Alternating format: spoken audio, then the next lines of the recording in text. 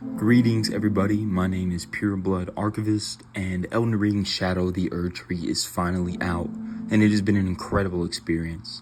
After 50 plus hours of exploring and completing the expansion, many questions have been raised on the events of the DLC and how they pertain to lore prior to its release.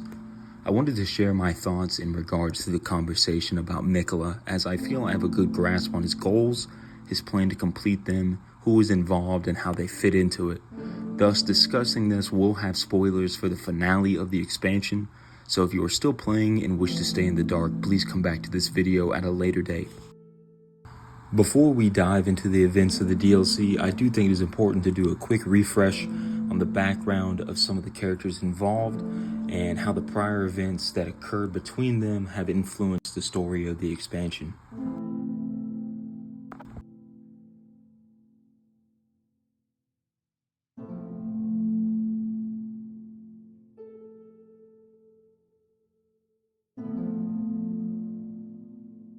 Firstly, let's take a look at Miquella.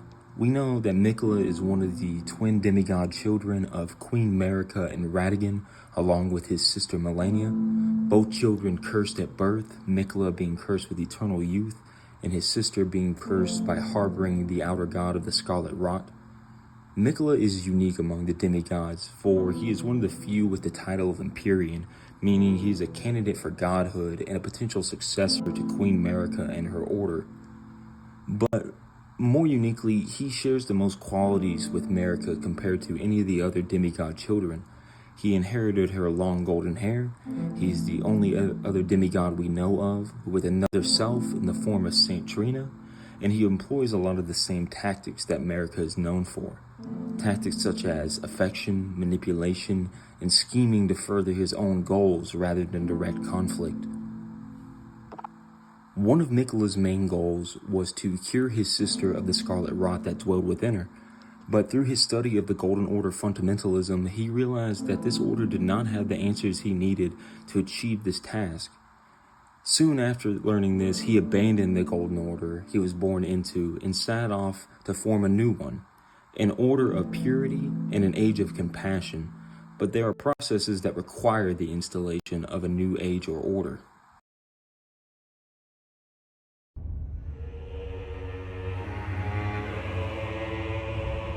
Next, I wanted to go over my interpretation of the specific structures of the installed and attempted orders in Elden Ring. In short, the hierarchy for most orders goes: the Lord, who is the consort to the God. The Lord enforces the will of God, for example, how Godfrey waged war and conquered in the name of Queen Marika and the Greater Will. The God, who embodies the ideals of the order and is its figurehead. And finally, the outer god, that is the concept behind the order. I'm a believer in the opinion that the outer gods are representations of concepts in the world. The greater will being order, regardless of its form, the moon and stars being fate, the frenzied flame being chaos, and the formless mother, in my opinion, being indiscrimination. But Miquella seems to wish to break away from that structure. Miquella earned the title of unalloyed for his creation of unalloyed gold, a material pure in its design that has the properties of warding away the meddling of the outer gods.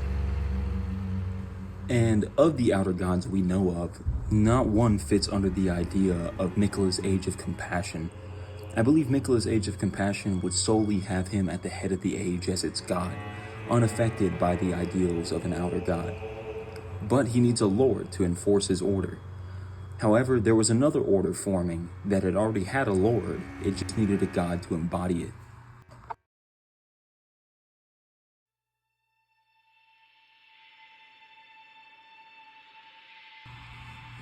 The idea of the Mohg dynasty began when Mohg, child of Marika and Godfrey, encountered the Formless Mother, or the Mother of Truth, in the subterranean shunning grounds where he was banished due to his accursed almond blood.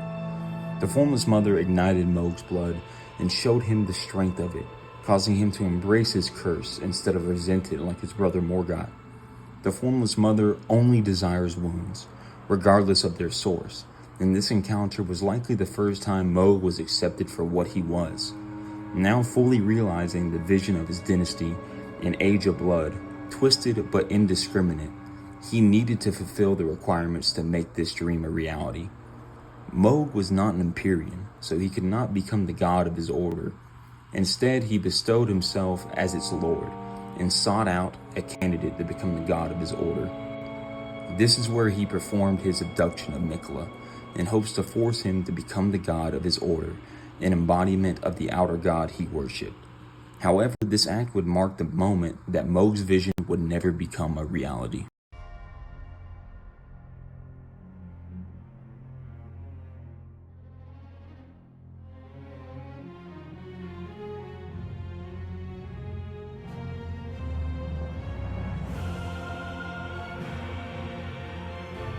Before I start this section, I just wanted to mention that I've been defending the Mohg case since day one, on some of the most devastating allegations imaginable, and with the release of the expansion, it has been a joy to see the truth come to light. But through items like the Bewitching Branch, we are told Miquella has the ability to compel affection, not in the sense of mind control, but in that he can easily win over complete unconditional love and devotion, to the point of obsession. We even see that Miquella's basic soldiers love him so much that it causes them to willfully blow themselves up, just in the attempt that he may see the light from it and return home. I believe that mere moments after Mohg had taken Miquella, he was under his enchantment. We see how quickly this enchantment can set in with our conversation with Ansbach, who the moment he learned that Mohg had been ensnared by the spell, he took up arms against Miquella, only to meet the same fate. While yes, Mohg did abduct him to use him as a god for the order he dreamed of, I also think it's possible that Miquella could have had some influence in this action. Even with Mohg under his full enchantment, he willfully accepted Mohg's accursed blood, not to become his god, but to use it as a tool to strip himself of grace to enter the lands of shadow, where his true objective lies. We know that Miquella's influence is not bound to his immediate location, as he has influenced our journey as well. Miquella being all but confirmed to have been Torrent's former master, who wished Torrent to be gifted to us, and referring to us as his loyal blade, doesn't make it out of the realm of possibility that he influenced Mohg's decision to abduct him to assist in his own path to godhood. Regardless, even after using Mohg as a tool, he was not done with him. We learned through Freya and Sir Ansbach's questline in the expansion that Miquella has absconded with Mohg's body to be used as a vessel for the soul of his consort and lord of his order. But how does this work? We can see that when we defeat an enemy, it doesn't always mean that they die or disappear, as shown in the Morgoth fight. I think it is also important to remember going forward that remembrances we obtain are different from souls. Remembrances are essences honed into the Erdtree and Scattered Tree that allow us to unlock the power of the individual. Souls are separate from this, and we can see that their addition or removal from a body has direct influence on the body, shown with Godwyn and the death of his soul, and Mohg when his body is used as a vessel for Radhans.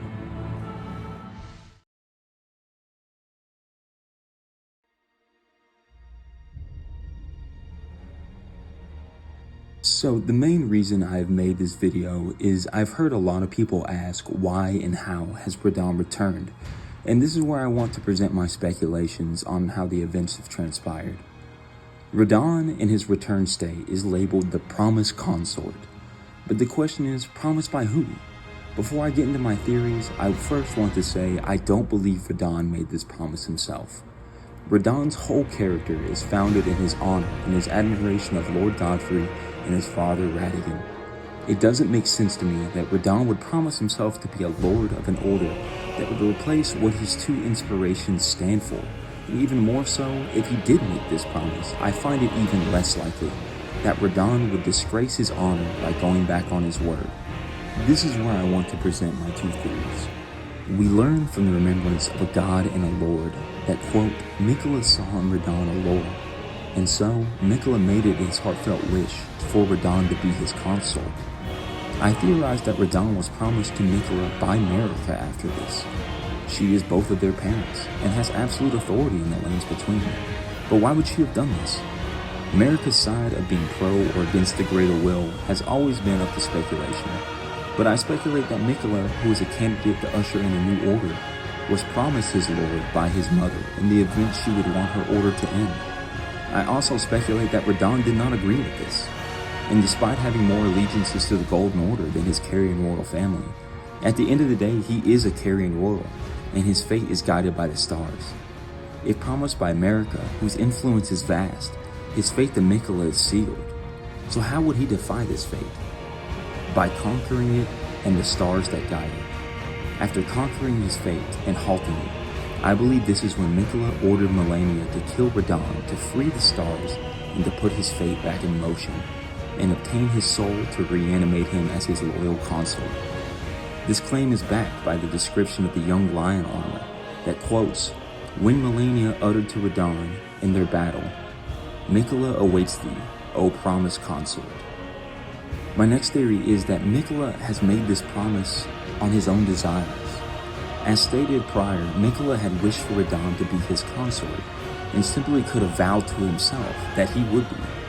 This does line up with Miquella's actions in pursuing his own goals regardless of the desires of others and disregarding the damages it causes to them, like he did with Mohg, who suffered utter humiliation by having his very soul, what made him discarded to be used as a vessel, by enchanting those who follow him into the realm of shadow regardless of their allegiances, by having his own sister throw away her pride and nuke a continent and put her life on the line to fight the strongest demigod who conquered his own fate to avoid Miquella's desired outcome.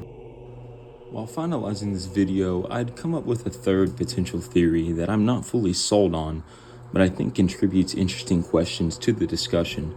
The only situation I can see Radhans agreeing to this vow is in the situation he is fully confident he would not have to go through with it. Miquella says, "If we hold up our end of the vow, promise me you'll be my consort." The only thing I could see their end of the vow being is to defeat Radhans in battle. Radhans, while being honorable and compassionate towards those who are important to him, he still thrives on war and battle. Perhaps Radhans agreed to Miquella's request on the terms they could defeat him in battle. Radhans may have made these terms in search of a worthy battle and being fully confident in his battle prowesses, to the point he never intended to lose and uphold his end of the vow. For Miquella, this would also work out, as Radhans needs to die so that he will end up in the land of shadows, a land where all manner of death end up. If this was the case, why have a full-on war over it? If Radhans simply had to lose, why not just have Malenia challenge him to a duel? The Battle of Aeonia between Malenia and the Redmanes was a full-scale war with Malenia's forces invading Caelid. It was also not a one-on-one battle, as we see Radhans impaled with clean-wrought knight spears in his back while he waits for a fresh Malenia to attach her arm to fight him. If Radhans never truly desired to uphold his end of the vow, then why agree to it in the first place? From my perspective, Malenia's forces going to Caelid seems more like a full-scale invasion to obtain something they were denied, rather than an agreed-upon conflict to defeat Radhans.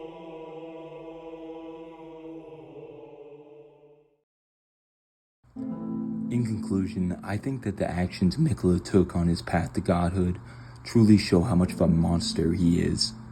The disregard for the free will of others, the manipulation, horrific actions he performed to get there, the countless that suffered from his own desires.